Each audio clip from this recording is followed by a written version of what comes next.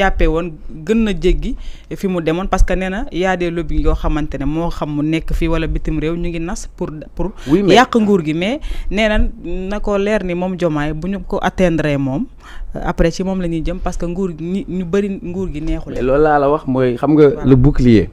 xam nga est-ce que da nga jàpp ni il se sent un peu faible wala. xam nga bi ñuy wax Sonko premier ministre ma ne leen. Diomaye ne peut pas avoir meilleur premier ministre que Ousmane Sonko. parce que moom il est carrément le géniteur du projet. Diomaye l'a dit. Diomaye l'a dit, il peut être opérationnel. Sonko day wàcc directement sur le terrain. kon moom toute la pression day ñëwaat ci kawam. mais beneen bi il sert de bouclier ça veut dire que tey c'est comme au jeu d'échecs la reine dafay am lu koy protéger. mais su fekkee li koy protéger bu sauté moom c'est fini et toute la légitimité politique de Diomaye il le tire de Ousmane Sonko.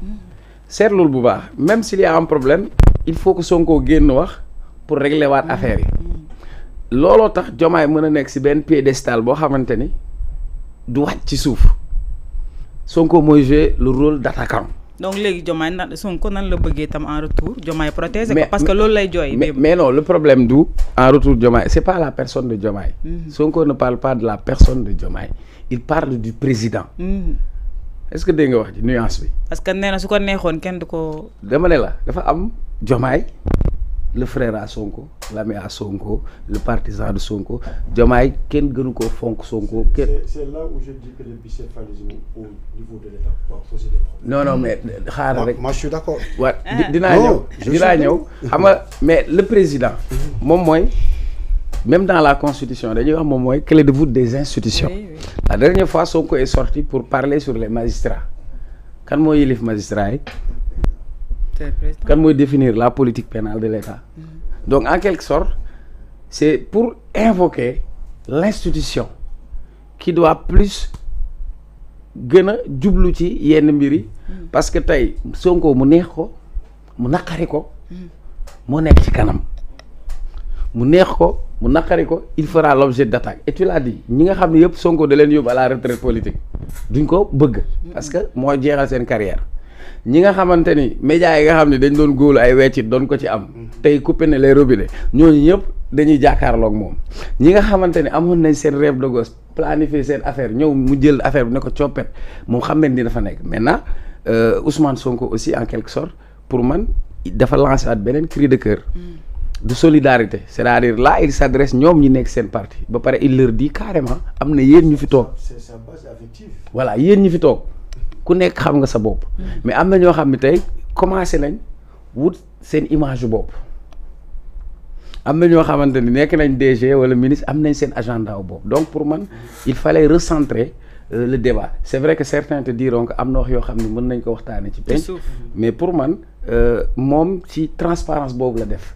C'est-à-dire les problèmes il faut qu'on en discute et je crois qu'il a réussi son exercice. Maintenant certains vont parler de bicéphalisme am na sax ñuy xalaat ni seen diggante dina waroo wala dina tasaaroo mais il faut ñu comprendre que dafa am benn aspect boo xam ne sur le plan politique Sonko l'a rappelé il est le chef de la majorité politique beneen bi Sonko l'a rappelé pour man comme li ma la wax le gardien de la révolution il y a une révolution politique qui s'est opérée et c'est à Sonko aujourd'hui de veiller à cette révolution politique parce que am na yeneen mbir yoo xamante ni digaale wuñ ko woon Sénégalais et que dans la démarche su ko gisee il faudra que moom moo war a njëkk a taxaw pour prendre ses responsabilités. D'accord professeur lii bu continuer lan moo nar a xew 2029.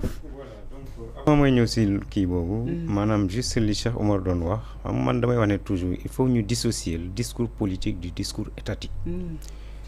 Discours politique on règle ça sur le terrain politique mais discours étatique dafa am nu muy doxee parce que foofu même Sonko bu ne man maa joxoñ Diomaye peuple bi votel ko mais nanu jàpp ne Diomaye c'est le président de tous les Sénégalais constitution dafa am lu mu ko may mu tabu premier ministre waaw ma baal ma rek non man je parle des textes constitution dafa am lu mu ko may non non baal ma rek ma argumenter je dis que c'est le président de tous les Sénégalais ay pouvoir am da ko tirer ci constitution mu nommer un premier ministre pour ñoom ñu doxal donc am ay attaques yoo xam ne ñi ngi koy def surtout dans le domaine de la presse parce que boo xoolee lu ci bari presse bi mooy amplifier affaire yi donc ba nga xam ne lu nekk ñu ngi leen koy teg mais am na loo xam ne nii liberté d'expression am na fu mu yem am na fu mu tàmbalee am na fu mu yem donc nous gisee ne attaque bi c'est une attaque personnelle mën nañ ko régler sur le plan donc politique bu nu gisee nag ne institution bi la ñu viser mais bu boobaa nag ki nga xam ne ni mooy déclencher l'appareil répressif l'avocat de la société mais na def liggéeyam donc moom aussi kenn terewu ko mu doxal parce que en tant que premier ministre moo définir la politique de la nation kon war na ko mën a doxal avec ses ministres maanaam président jox na li nga xam mooy wàccuwaayam li mu war a mën a def. mais kuy valider après tout ça. non je dis que non wax moo valider. ñi ñu fi téye ñii ñëpp kan lañ attaqué. PM lu ci bëri. Bah Diakhaté attaqué wul PM. tëjuñu ko. yoon dalul si kawam. Imam Alioune Badara Ndao attaqué wul PM. yoon dalul si kawam. kii ñu jël nii barki Demba Ndiaye mandat dépôt yoon dalul si kawam. léegi Ousmane lu mu bëgg kon. mais c'est-à-dire même sur le plan politique ñu bëri dañu foog ni Sonko dafa attaqué Diomaye mais je trouve que c'est une façon de dédouaner Diomaye parce que dans les faits toutes les personnes qui s'attaquent au PM boobu ba léegi tu as vu que yoon mu ngi def liggéeyam mais en quelque sorte le fait que moom mu wax loolu dafa am lu mu dédouaner même le président parce que c'est paradoxal Sonko moom mooy le premier ministre Sonko c'est le patron du ministre de la justice le ministre de la justice est le patron du procureur. Tout à fait. Au même moment on a vu des attaques qui étaient répétées mais toutes les attaques yi nga xam ne dem na ci moom aux yeux de la loi atteindre na ko pourtant la loi continue à s'exercer donc man beneen compréhension bi ma si am en quelque sorte il est en train de montrer que dédouaner un peu Diomaye pour le sortir un peu de parce que am na loo xam bu ñu ko waxee rek ñu ne kon le fait que ñu tey Badara Gadiaga mais est-ce que Diomaye tam yéen ni da koy bañ pour mën a wane autorité am en quelque sorte parce que bu ñu nee Ousmane Sonko ñi ko attaqué lañ tëj ba pare ñu ne Ousmane Sonko am na doole am na yu mu jël crise d'autorité bi dëgg la xam nga kañ la commencé. oui on nomme des DG vous êtes dans un parti nan la ñuy nommer kii le simple militant mën na wax mais un DG attaquer décision du président il y a un problème d'autorité et ça commence d'abord au niveau interne parce que bu fekkee Diomaye moom mooy président moo leen yilif dañ ko cërale.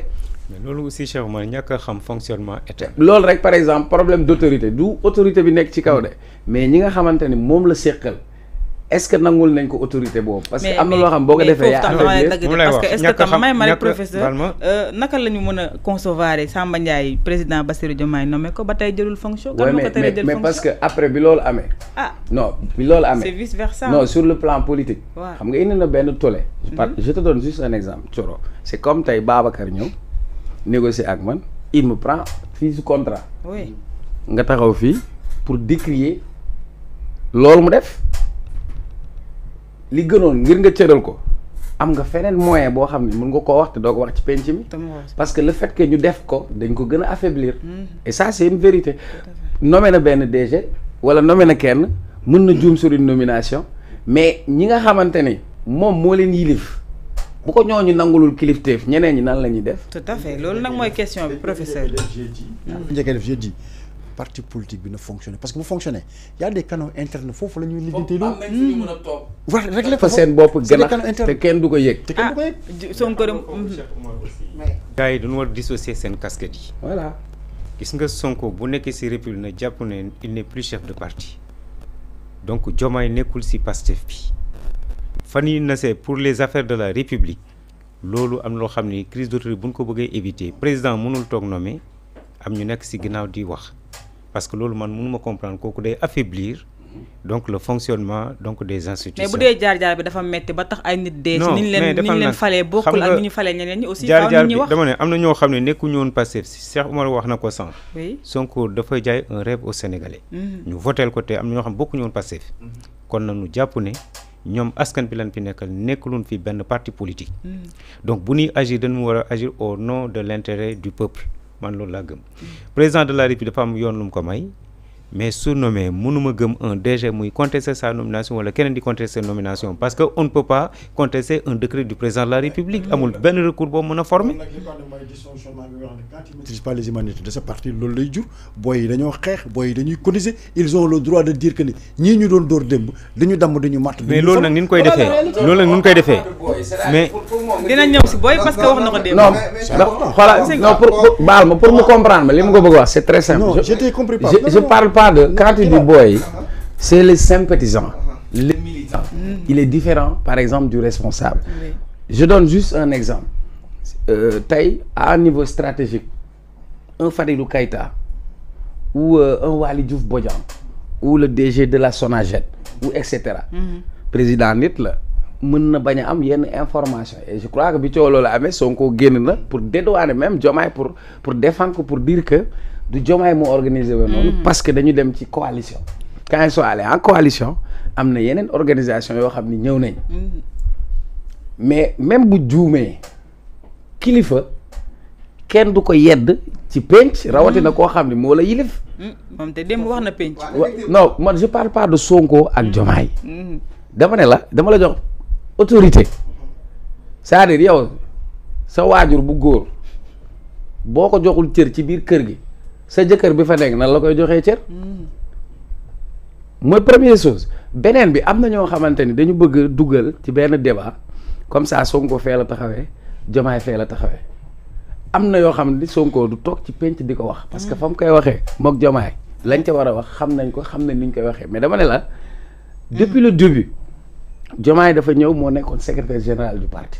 Je vous donne un exemple man miinuma kenn Diomaye laa gën a miin parce que dans le cadre de mon travail su ma soxla woon kenn seen parti moom laay bind message automatiquement mu réagir amul ku ko ci gënoon pragmatique mais tey lu bëri moom moo ko doon dox parce que moom moo yoroon sax mën naa wax link bi ak ñu bëri mais tey dès l'instant que mu nekk fonction de président ñu war ko yóbbu au-dessus de la mêlée mu démissionné ci fonction bi mu yoroon dans le parti tey loolu am na benn kii bu mu benn écart bu mu créé mais beneen vérité bi fi ñu doon toog boo amee yenn responsabilité kii DG la kii ministre la fi ngeen doon daje doon toog di nasa ko nocc mais temps boobu yëpp dootu leen ko am donc en quelque sorte pour man ce qu'il faut mooy redresser la barre et je crois que Sonko a été dans cet exercice pour leur rappeler les fondamentaux pour lesquels ils sont arrivés au pouvoir pourquoi les Sénégalais choisir leen ensuite système boobu muy wax le système il est partout quand il parle du système parce que am na ñoo xam ne accaparement la ñuy def booy bi ñuy xeex di reyante ñu ngi doon xeex di reyante am na koo xam ne xeexul woon reyantewul woon tey au dernier moment mu ngi taxaw ngarale wala pour buruxlu pour dugg donc Sonko du ngaaka doful jinne jàpp ko moo leen gën a xam affaire bi te moo leen ko gën a fonk. D'accord alors monsieur Ngom. un peu Cheikh Omar. aussi professeur Fane xaw ma d'accord ak moom parce que je crois comme ni nga ko waxee il faudrait que ñu def la différence entre les deux casquettes te ñoom.